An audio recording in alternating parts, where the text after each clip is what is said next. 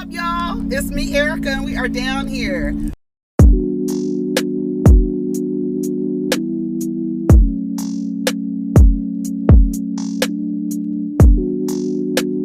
Peace, y'all. Take care of each other. Protect your energy.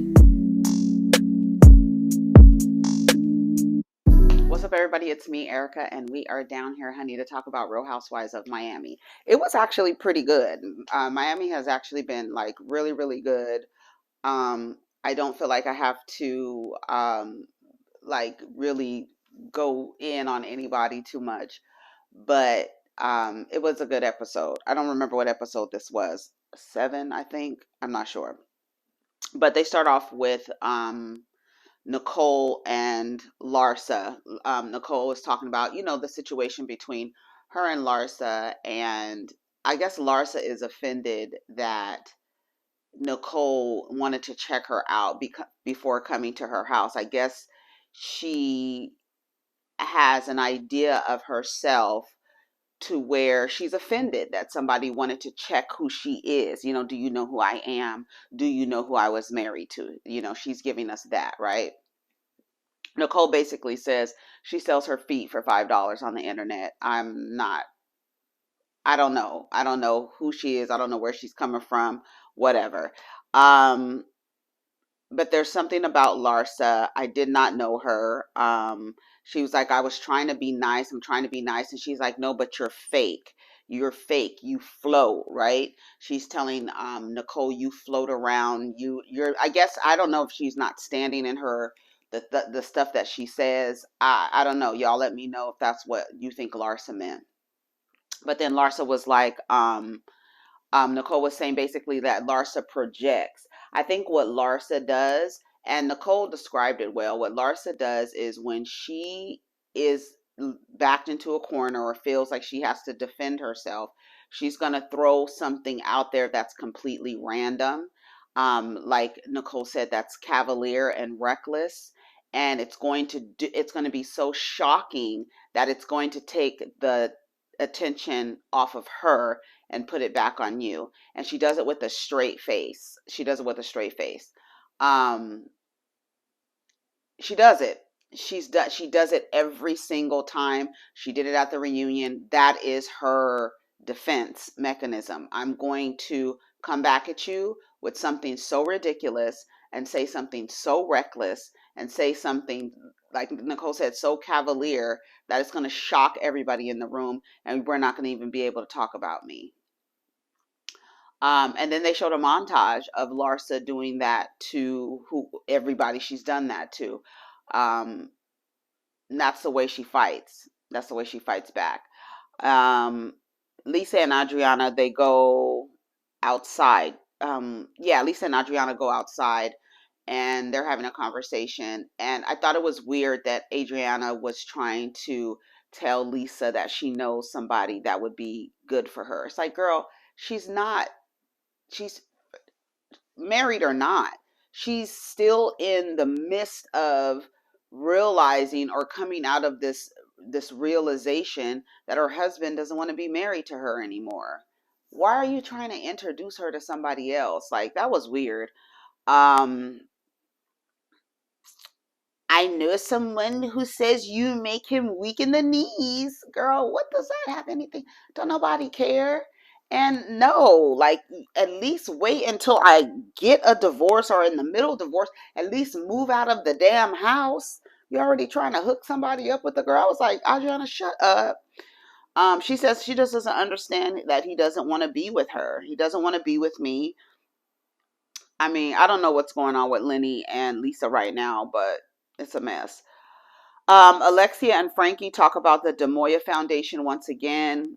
They showed some pictures of Frankie when he first got into the accident or whatever, but he never gave up and he held on. He built himself back up and he never gave up. I think it's a good, she was talking, what's her name? Alexia was talking about it. I really think it's good because I do believe that she's one of those women that, especially if she wasn't married, if Alexia wasn't married, she'd definitely be trying. I don't want to say enable, but I feel like it'd be more of a disabling of Frankie to kind of keep him like a baby. If Alexia wasn't married, it would be Frankie would be having a hard time. He would be up underneath his mom all the time. So I think this is a good thing for him. Yeah, I think it's a good thing for him. Marisol and Larsa. Where were they? Did they go out to eat somewhere? I don't remember, but Larsa was talking about how she can't be fake. I can't be fake. And it's so weird because I think, do you guys think that being cordial is being fake? Is it that you have to, like, when you see the person that you don't want to be fake towards, does it have to be met with hostility and aggression, or being cordial by either acknowledging or not even speaking? Like, I can't be fake. So you just say crazy things out your mouth when it's weird. Larsa, the way that Larsa and Nicole were going back, the way that she was going back and forth with her, but then when they showed her doing it to other people, and I was like, girl, what is that about? What is that about? And Anthony got her ass together. He was like, she don't got nothing else going up for her but that big fat ass. He said something like that. And then he was like, you think she's ever going to change her last name? No, because her last name, her maiden name is irrelevant. She's going to keep that Pippin last name because that's the only thing she got going for her. And then I thought it was weird that she was like, do you know who I was married to? And like, to Nicole's point, like, girl, that is your measurement of whether you're able to give somebody advice on getting a divorce is because you were married to a professional basketball player who probably cheated on you for 3/4 of the relationship. Like, girl, that's your measurement. And then it's like sad because that's really her measurement. Do you know who I was married to? Do you know who I was married to? Who are you? Who are you, Larsa Pippen? Exactly. I was like, that's whack for her to do that. Oh, you could taste the coconut. You could taste the chocolate. So good. But then Larsa goes, I can't be fake, but I am going to her engagement party. Girl. Gertie has her family night. That was cute. Julia is meeting with this stylist who adopted children, and Julia's talking about how she wants a child that's like 3 and up, not a baby, someone 3 and up, whoever is in more need. And he just kept telling her, it's a journey, it's a journey. You have to, they're going to come to your house, they're going to interview you, then they're going to interview Martina, then they're going to interview you together. They're going to ask you, like, why do you want to do this? How was your childhood or whatever? I don't know. So they're gonna do it. I guess, I think I find Julia I don't want it's aggravating, annoying, it's aggravating, it's like nagging, it's like a nagging person. She reminds me of a nagging person, like this sufferable. I'm so like, woe is me. Like, I don't know where I get that from where it comes to her children.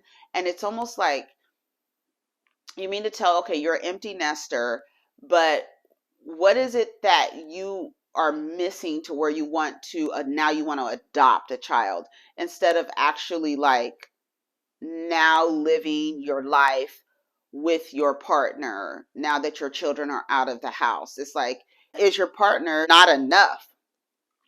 Is your partner not enough that you need the distraction of a child to raise? You want someone to depend on you. I don't know. It's kind of weird. Like, I don't know what's going on with Julia, but we'll see if they're able to adopt. That's gonna be her storyline or what have you. Gertie comes over Larsa's house. Everybody keeps saying, does she live close to Larsa? Because she's always at her house. I do like how Gertie backed up Nicole when it came to her career and what Larsa said about sleeping with all the doctors at the hospital. I like that Gertie backed her up, and I'm glad that Nicole got to say to Alexia, when Alexia's up there looking so fucking stupid, like, oh my God, I just don't understand why you don't talk to your father. Like Alexia is like I feel like, are you dumb? Are you stupid? Like, what is going on? Like, she's sitting up there looking at Nicole. Well, she could say whatever she wants to say. No, she can't. If she could say whatever she wants to say, I can disinvite her from this fucking party and you not say anything about it. Like, she could say whatever she wants to say. Shut up. Nicole and Anthony, they have a private dining room. They're back there eating. Um, she says that, she invited her dad to the engagement party, but she told him it's only for himself. He cannot bring anybody. And then I'm glad that Anthony said, okay, but if he does bring someone, let's not make it a big deal. Um, I find that Nicole would probably get upset if he brought somebody else. So I'm glad, like, he said it, like, okay, just in case, he kind of doesn't really respect your requests and boundaries. He's one of those parents where it's like, you're a kid. If I don't fucking go by any rules, you fucking tell me, one of those kind of parents.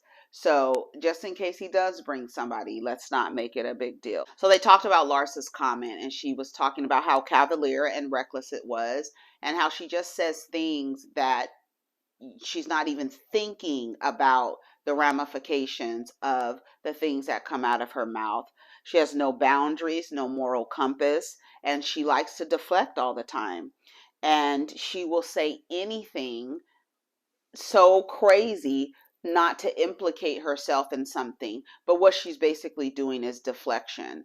And for me, I'm like, why are you so, I don't understand what is so offensive by checking out who someone is before you invite them into your home. I don't see what the problem is.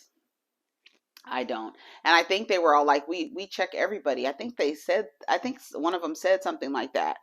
And that's when Anthony says she don't have nothing else going on for her but her big fat butt.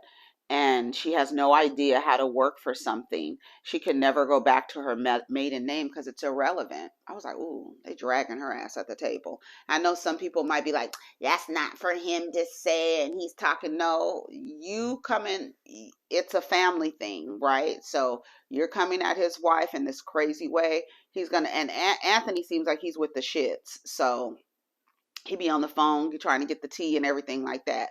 So I'm not, because I'm like, Larsa, what? Well, I heard you sleep with all the doctors in the hospital, but I don't say that, do I? Are you for real? Like, what? Crazy. And Anthony was right. She's never going to change her name back to her other last name. What? Mm-mm. Because she's still using her husband as a way to measure whether or not another woman can give advice. I was married to a school teacher. You were married to a basketball player. So that means my advice is worth less than yours? Because that doesn't even make sense. It doesn't even go. But you want to throw out, I'm sleeping with all the doctors in the hospital at a charity event where people can hear your voice. But do I say that? Whack. Nicole sent Larsa a gift. That little mirror thing, honey. So um, Gertie went over to Larsa's house and they were, I don't know what they were doing, just talking. And that's, she says, you have a package. They get the package. She was like, oh my God, they were just talking about Nicole. She was like, oh my God, it's a gift from Nicole. She was like, what is it? I think Gertie thought it was an invitation. She was like, what is it? So Larsa opens the thing. I don't know if Anthony thought it was a good gift. His reaction was looking like, I don't know, that's kind of corny. She thought it was great. Nicole thought her gift to Larsa was great. So Larsa opens this box. It's a mirror and it says, mirror, mirror on the wall, who's the fakest of them all? Um, if you look in the mirror, you can see that you're disinvited to our engagement party or something like that. Baby, when Larsa said you're the fakest, Gertie was like, what? Wait a minute. No, she did not send that, right? So then Gertie ends up calling Nicole and was like, girl, did you really send that? She was like, yes. I mean, Girl, I didn't want to tell you in advance because I didn't want to let you to be in on it or anything like that. So I did not tell you. But yeah, she was like, and that's why she was like, I think that's, what did she say? What did Nicole say? I think that's my charm. I'm a subtle bitch. But bitch, let me tell you something. How Larsa's face was looking when she was she was looking in that mirror, and then she tried to play it off like she was like, this is stupid or something. I said, oh, bitch, you mad because you didn't think of it. That was funny that she had that mirror made that said, "Your mirror, mirror on the wall. Who's the fakest of them all?" I think it said something about you can look in the mirror and you'll see that you're disinvited to our engagement party. Right. Because how you gonna say some shit like that to me at a charity event and then literally I thought it was funny that she expected to still go. Like, no, you're not invited. I'm disinviting you and I have no problem doing that, girl. You don't wish me well. You like literally set up here in a charity event and said some crazy shit that could actually affect my career. Like, that's the stuff that I'm talking about. Like, I really like I prefer a natural conflict than people throwing out things and saying things that aren't true. Like they did it on Potomac. We don't know if it's true, honey. But just throwing shit out there, right?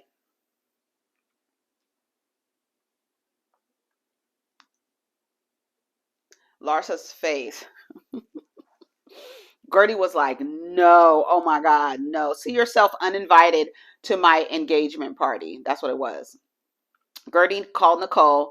She said, I was in shock. She was like, what? When Larsa was reading that mirror, she was like, what? No. Anyway, so Julia, oh, they arrived to the party. It's a party time. The party looked nice. They had a good it was decorated really nice, gold, black. It was in a bank vault, very very cute, and it was like it was black tie. Somebody said they didn't know it was black tie. Nicole she made a couple comments about Marisol also wearing white because Marisol had on white. But that is only a rule. I don't know if it's still a rule, but it is a rule that you don't wear white, of course, to a wedding because the bride is the only person supposed to be wearing white, right? Um, and so I thought it was weird for Nicole to be like, okay, you have on white, but this is not the wedding. This is an engagement party. But anyways, it was supposed to be black tie. It was cute. It was cute. They had all the drinks named and all that other stuff. Julia arrives. She tells Nicole about Martina's agreement to adopt. And then Kiki arrives. She speaks to Nicole. She doesn't say anything to Julia. She goes, I just waved my head. She didn't say nothing to her. She goes, let me go say hi to Anthony. Marisol and Alexia are on the phone on the way there. Adriana and Terry, she says that Terry, the guy that she's dating, who Alexia tried to say was married, showed her the divorce decree. So he is not married. He is officially divorced. Nicole's father shows up. He's flirting with Kiki, saying things to Kiki. That was so cringy. I was like, will you please stop talking to her? And they were like, he's like 2'2", like Nicole, bitch, when I tell you. Because he looks like he looks like an old furniture salesman from the 70s, like with the little polyester blazer that flares out at the bottom because he's too fat, and he got some elbow pads on him, the little elbow guards on the vest, little polyester vest with corduroy elbow pads. Got a little corduroy pants on. That's what it reminds me of. Marisol said he looks like he does look like a drug dealer out of the 80s. No, he looks like a used car salesman or furniture salesman from the 70s. Like you would see him on the Brady Bunch when they would go in and buy some furniture and he'd be there like, yeah, with a cigar. That's what he reminds me of. And then he had on sunglasses, and then he came in like on the phone like this, doing like this. with his elbow out like this on the phone, trying to hug people. Nigga, you ain't nobody on the phone. What are you doing? I was like, girl, put the phone down. Put it down. So obnoxious. I could see Nicole. I feel like he's a loose cannon. Like, and it sucks because it's like she's trying to do right, and then he comes in and he's like himself, being himself, and people are asking her to accept that. And I don't think that's cool. It just accept the good things about him, but yeah, the bad things outweigh that. I think she's embarrassed by her father, um because she doesn't know what he was saying. He was about to say something to her. He was like, you know, she was like kind of looking like where, because he, when he came in, he kind of like, I don't know if it made like a fuss or what was going on, but she was kind of like looking for him. And then he was like, Nicole, I'm the best father you will ever have, or some crazy shit he was saying. And he was like, let me tell you something. I have a secret to tell you. I have a secret. And then she was like, you know what? Never mind. No, that's okay. You don't have to tell me now. You don't have to tell me now, because you don't know what he's going to say on camera. You have no idea. So let me stop you from talking. Right? He knew the bartender, drunk ass. Okay. He knew the bartender. There's no one in Miami like Nicole's dad. She needs to focus on the good stuff about her father. Shut up, Alexia. Like those kind of people, I know you want to be like, oh, you have to respect your parents and this and that, but this man is not respectful, and I think it sets people up to deal with like different levels of abuse when you ask them to ignore and to tolerate their abusive parent. Their parent who's a drunk, their parent who doesn't respect boundaries, their parent who isn't there for them when how they would like. Like I was, when we were online, I said I think Nicole used to look up to her father before he went to prison, and now she probably she looks like she's ashamed of him. Like, to just to be honest, it seems like she's ashamed of him. But then there's this thing where we, in so many cultures, we encourage this obligatory contract between parent and child that should be severed at a particular point, because it's detrimental to one of the people. It's not a mutually beneficial relationship. And so many people ask adult children to tolerate this type of parent, that you kind of set them up to deal with that in other relationships, right? Because if you are telling them to tolerate this, loose cannon of a man, then when she meets someone else like him, luckily she's not looking for her father and other men and repeating that cycle. Luckily she's smart enough. We don't know if Anthony is like her father at all, but he doesn't seem to be, right? Seems like he has a level head. Doesn't seem like he's a loose cannon. Seems like he's present for the kid. Seems like the kid enjoys being around him. We don't know. This is what we see from the tapes. But I think she's ashamed of her father. And I don't think that I think anyone encouraging a toxic relationship is not a friend. They're not family. I don't agree with those type of contracts. I don't agree with that. I don't. I don't. Gertie tells Nicole, not Nicole. Gertie tells Alexia and Marisol that Larsa is not coming. Um, she says it's not just me who she's insulted. She's insulted Julia. She's insulted, who was it, Marisol? Julia. She told Julia that she saw her kissing someone else.